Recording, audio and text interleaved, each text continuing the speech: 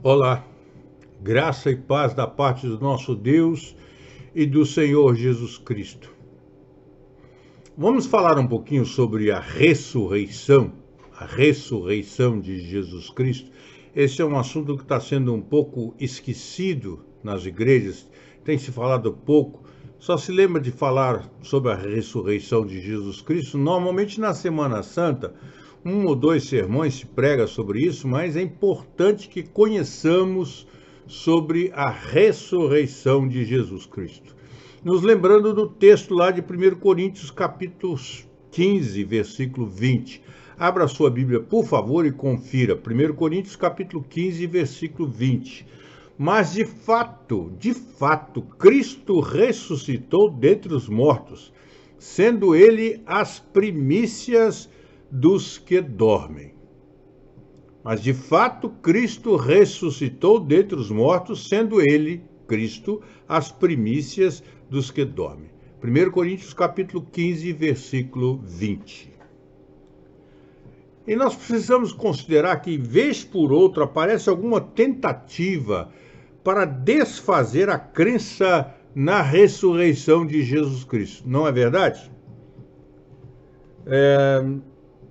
Fazem alguns anos nós ouvimos falar de uma estranhíssima tese de que Jesus morreu na Índia. Isso já na nossa adolescência, na nossa mocidade, apareceu essa tese de que Jesus Cristo havia morrido na Índia. E foi lá pelo ano de 1970, talvez muitos de nós ainda nem fôssemos nascidos, ainda mais na década de 70, por volta de 1970. Alguns tentaram identificar o Senhor Jesus Cristo nos ossos de um homem que morreu crucificado no primeiro século da era cristã. E foram feitas muitas pesquisas científicas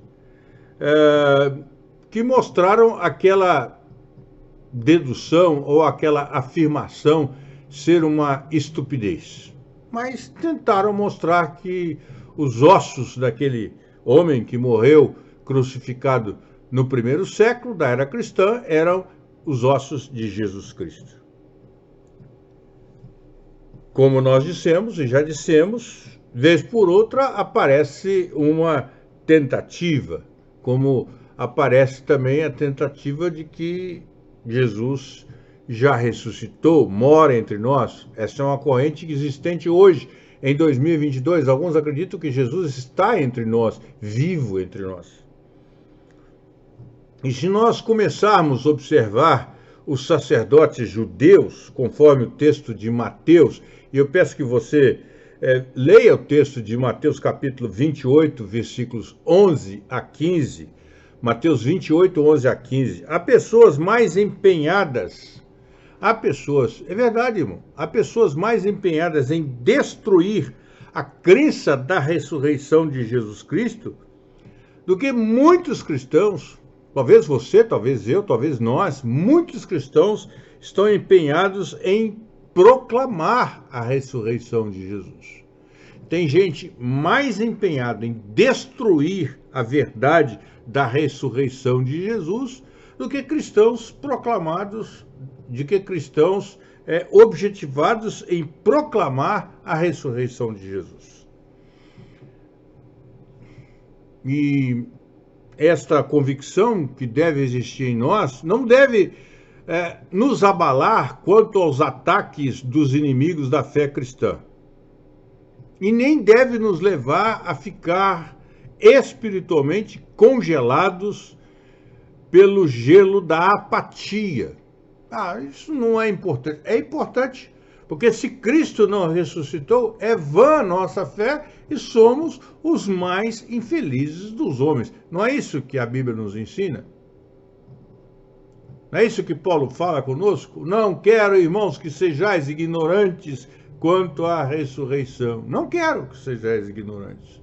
Mas tem muita gente que não estuda, não se prepara e não conhece nada a respeito da ressurreição de Cristo e da nossa ressurreição, porque nós vamos ressuscitar com ele. existem incontestáveis provas da ressurreição de Jesus Cristo na Bíblia e na história secular. Interessante a gente considerar isso, tanto provas bíblicas como provas na história secular. Esses elementos são tantos e de tal monta, de tal natureza, que homens preparados, estudados, formados, têm afirmado que nenhum fato na história da humanidade tem mais prova do que o fato da ressurreição de Jesus Cristo. E diz o nosso irmão Edersheim,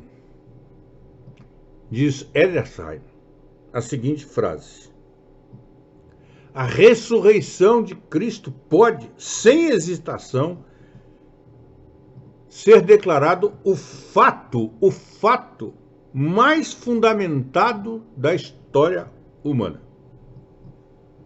Mas nós, cristãos, você e eu, não dependemos de escavações, de pesquisas históricas, nós não dependemos disso.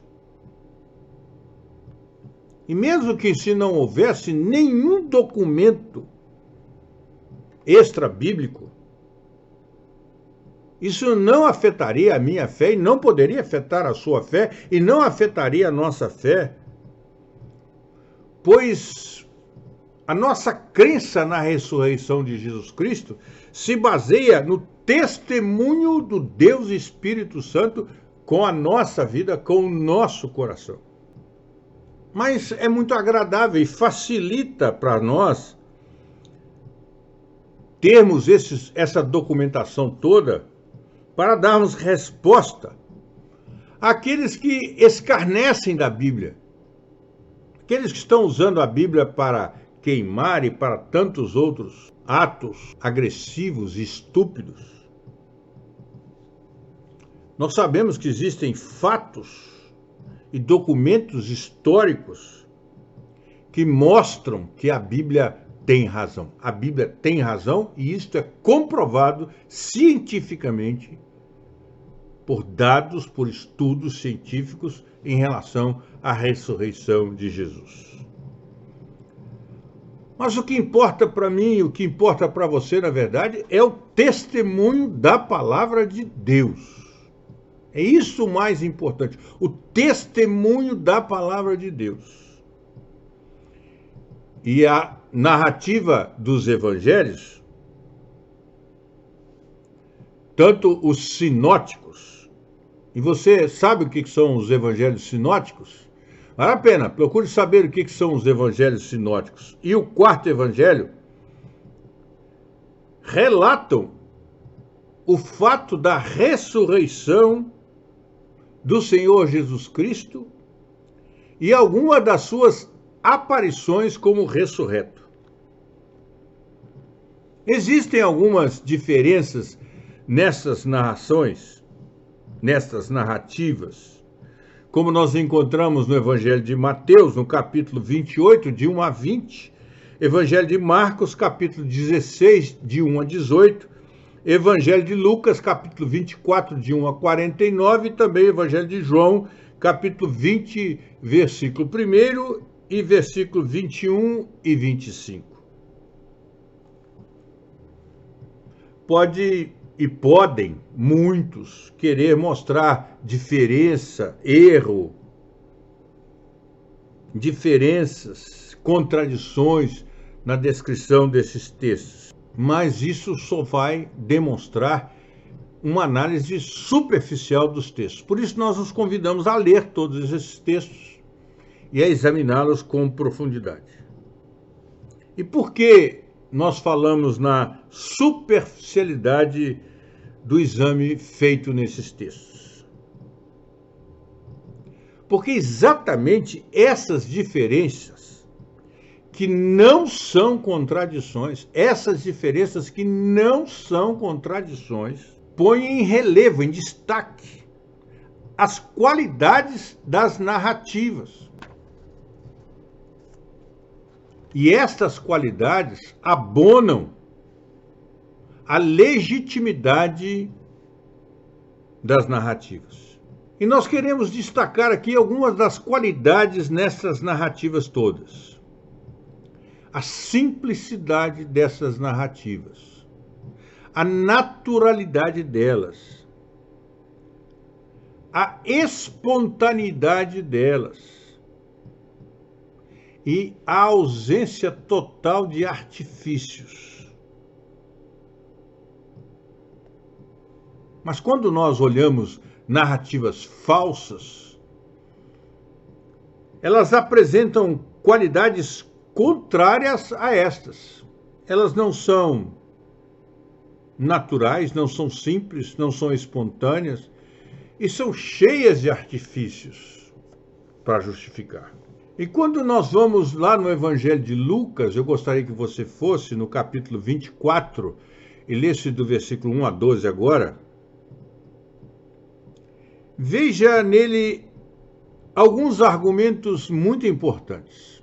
O espírito da pesquisa do autor. A inspiração, e esse é um texto inspirado, soprado, a inspiração do Espírito Santo de Deus não elimina o uso da razão e da pesquisa.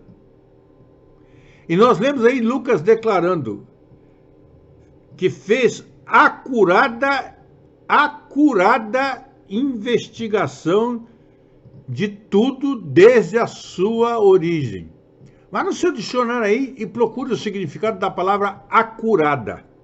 Lucas fez acurada investigação de tudo desde a sua origem para escrever o Evangelho. É isso que nós lemos aí no Evangelho de Lucas, no capítulo 1, versículo 3. Nós podemos verificar também que as mulheres que foram ao sepulcro, não tinham a menor ideia, o menor pensamento quanto à possibilidade da ressurreição de Jesus. Elas queriam ver onde era o túmulo, porque prepararam especiarias para o cadáver. E observaram o repouso cerimonial do sábado. Elas não tinham noção que Jesus ia ressuscitar, tanto é que levaram especiarias para o cadáver de Jesus. Você pode encontrar isso lá em Lucas, no capítulo 23, versos 55 e 56. Elas foram ao túmulo esperando lá encontrar o corpo de Jesus. Está lá em Lucas, capítulo 24, versículos 1 e 3. Mas elas ficaram perplexas quando não encontraram o corpo. Lucas, capítulo 24, versículos 3 e 4. E não se lembraram da profecia de Jesus a respeito da sua ressurreição. Elas não estavam lembrando disso. Por isso elas ficaram surpresas. Lucas capítulo 24, versículo 8. E todas essas informações nada favorecem a entendermos que tudo isso foi uma alucinação ou um delírio. Foram fatos. E eu te convido para ler Lucas capítulo 24, versículo 11. Os apóstolos estavam em igual condição de desânimo. Também os apóstolos estavam desanimados. Eles estavam descrentes. E só pela insistência das mulheres é que dois deles foram verificar lá no sepulcro o que elas haviam contado. Você pode ler isso em Lucas capítulo 24, versículo 11 e 12, e também no Evangelho de João, capítulo 20, versículo 3. Essa situação de desalento, de desconforto, de descrédito, perdurou entre os apóstolos. Pedro e João voltaram para casa. Está lá em Lucas capítulo 24, versículo 12. e também no Evangelho de João, capítulo 20, versículo 10. Eles voltaram para casa desanimados. O seu mestre foi morto, está enterrado, está no sepulcro. O que eu teria feito, o que você teria feito, o que nós teríamos feito mediante uma situação desta? E os discípulos que iam para Emaús, o que eles falaram? Veja lá em Lucas, capítulo 24, versículos 21 a 24.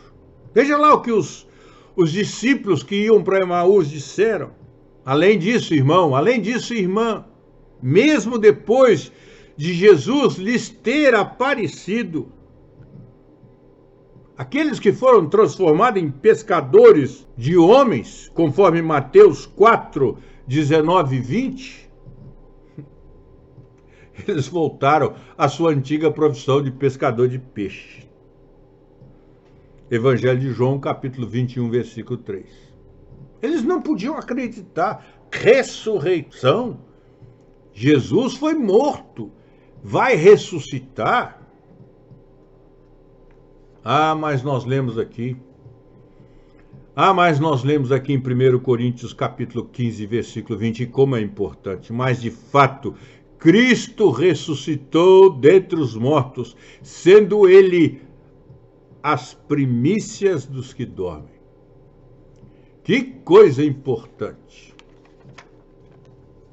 Nós não vamos ficar ligados ao testemunho, ao exemplo, à tristeza dos discípulos, dos apóstolos, das mulheres, porque todos esses fatos mostram em conjunto o que eles mostram, que os apóstolos não estavam predispostos para a visão, ou alucinação, ou ilusão, que requer credulidade. Eles não estavam dispostos a aceitar qualquer tipo de fraude, porque isso não era inerente ao caráter dos apóstolos. E eles demonstraram esse caráter até a sua morte. Irmão, irmã, se Cristo não ressuscitou, nós somos os mais infelizes dos homens. Nós também não vamos ressuscitar. Por isso é tão importante nós entendermos, compreendermos, assimilarmos e buscarmos na palavra de Deus as informações necessárias, básicas, para nós compreendermos a ressurreição de Jesus Cristo. As aparições de Jesus ressurreto, elas constituem poderosíssimo documento da realidade histórica. Para condenar uma pessoa à morte, bastavam 2 ou 3 testemunhas. Você pode ver isso lá em Deuteronômio, capítulo 17, versículo 6. E também verificar lá no Evangelho de Mateus, capítulo 18, versículo 3. Mas é muito mais alto o número de pessoas que viram e tiveram experiência com Jesus ressurreto. Para matar, basta o testemunho de 2. Mas são muito mais do que 2. Aqueles que experimentaram, que usufruíram, que desfrutaram, tiveram experiência maravilhosa com Jesus Cristo ressurreto. E nós precisamos considerar, e isso ajuda a nossa fé, ajuda a nossa crença, que estas aparições se deram em ocasiões, lugares e circunstâncias diferentes. Se não, vejamos. Jesus apareceu a Maria Madalena, verdade? Está lá em João, capítulo 20, versículo 16, e também no Evangelho de Marcos, capítulo 16, versículo 9. Jesus apareceu a outras mulheres, está lá no Evangelho de Mateus, capítulo 28, versículo 9 e 10. Jesus apareceu a Pedro, está lá em Lucas, capítulo 24, versículo 34. E 1 Coríntios, capítulo 15, versículo 5. Jesus apareceu a 2 discípulos, está lá no Evangelho de Lucas, capítulo 24, versos 30 e 31. Ele apareceu a 10 dos apóstolos, no Evangelho de João, capítulo 20, versículos 19 a 25. Ele apareceu aos 11, está lá em João, capítulo 20, versículos 29, versículos 26 a 29. Ele apareceu a 7 dos seus discípulos, está lá em João, capítulo 21, versículos 1, 2 e 14. Ele apareceu a mais de 500 irmãos, presta atenção, ele apareceu a mais de 500 irmãos. Está lá em 1 Coríntios, capítulo 15, versículo 6. Ele apareceu a Tiago, 1 Coríntios, capítulo 15, versículo 7. Também apareceu ao apóstolo Paulo, 1 Coríntios, capítulo 15, versículo 8. Também no livro de Atos, capítulo 9, versículos 3 a 6. Estes registros mostram Jesus aparecendo em ocasiões, lugares e circunstâncias diferentes a muitas pessoas, a mais de dois.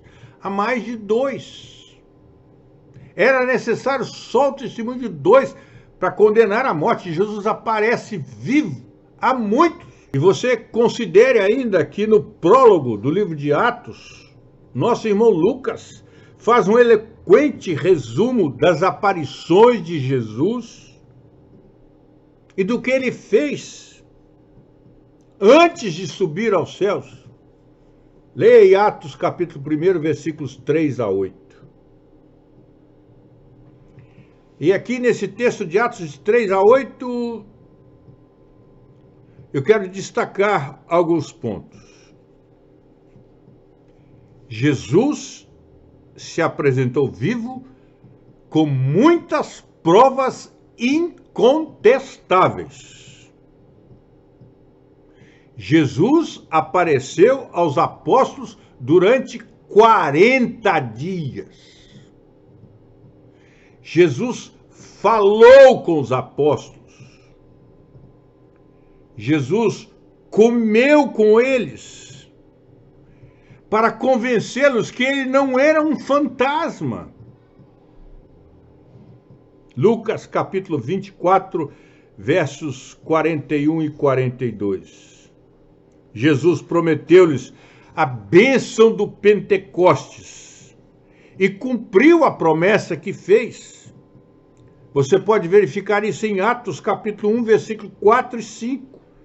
Em Atos capítulo 2, versículo 1 a 13. E também os versículos 32 e 33 de Atos capítulo 2. Jesus deu a eles clara instrução sobre a atitude que eles deveriam ter quanto aos fatos escatológicos. E Jesus os enviou os apóstolos como suas testemunhas até aos confins da terra. Isso serve para você? Isso é importante para você? É ato de fé, é ato de crença, é ato de credibilidade na Bíblia. Documentos históricos, pesquisas provam o que Jesus fez, a ressurreição de Jesus, mas a Bíblia é muito superior, muito mais importante e de muito mais valor para você e para mim. E se lembre sempre, e não se esqueça, mas de fato, Cristo ressuscitou dentre os mortos, sendo ele as primícias dos que dormem. E se Cristo não ressuscitou, é vã a nossa fé, e nós somos os mais infelizes dos homens. Mas, de fato, Cristo ressuscitou, e nós vamos ressuscitar com ele. Vamos continuar esse estudo, vamos fazer um outro estudo, e que Deus nos abençoe. Amém.